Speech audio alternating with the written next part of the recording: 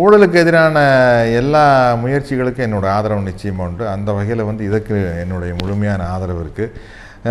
இதனுடைய ஊழலினுடைய ஆணி வேர் எங்கேன்னு தெரிஞ்சு அதை களையிறது தான் முக்கியமான விஷயம். அதனுடைய ஆணிவேர் எப்படி கண்டுபிடிக்கிறது, அதை எப்படி களைந்தெடுப்பது அப்படிங்கிற சொல்கிற அளவுக்கு நான் ஒரு பெரிய பொருளாதார நிபுணர் கிடையாது. அதை நோக்கி நான் படித்ததும் இல்லை.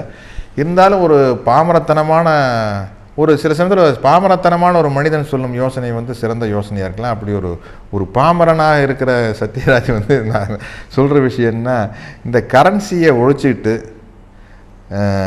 கிரெடிட் கார்டு, செக்கு, ஏடிஎம் கார்டு இதன் மூலமாக வர்த்தகம் நடைபெற்றால் எல்லா பரிமாற்றங்களுமே, அதாவது எல்லாமே ரெக்கார்ட் ஆகியில் ஊழல் அப்படிங்கிறத இந்த கருப்பு பணத்தினால்தான் வருது. ஸோ எல்லாமே வந்து பேங்க் மூலமாக போய் வரையில் எல்லாமே ரெக்கார்ட் ஆகியில் இந்த கரப்ஷன் நடக்காது இல்லையா? அதனால் வந்து எல்லாமே பதிவாயிரும். ஸோ இப்படி ஒரு சிஸ்டம் வந்தால் கரப்ஷன் ஒழியுமோ அப்படின்னு எனக்கு தோணுது. ஏன்னா சாட்சி வந்துருச்சுன்னா யாருமே ஒரு விஷயத்தை பேச பயப்படும்.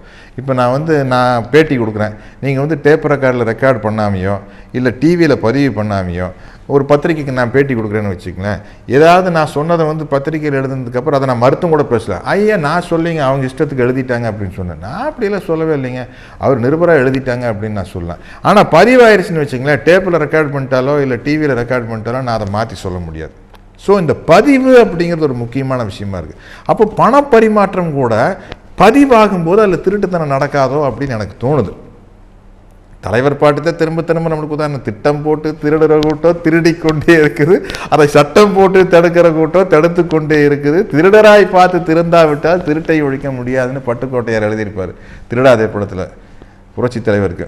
அது மாதிரி இது திருடனாய் பார்த்தெல்லாம் திருந்த மாட்டான்.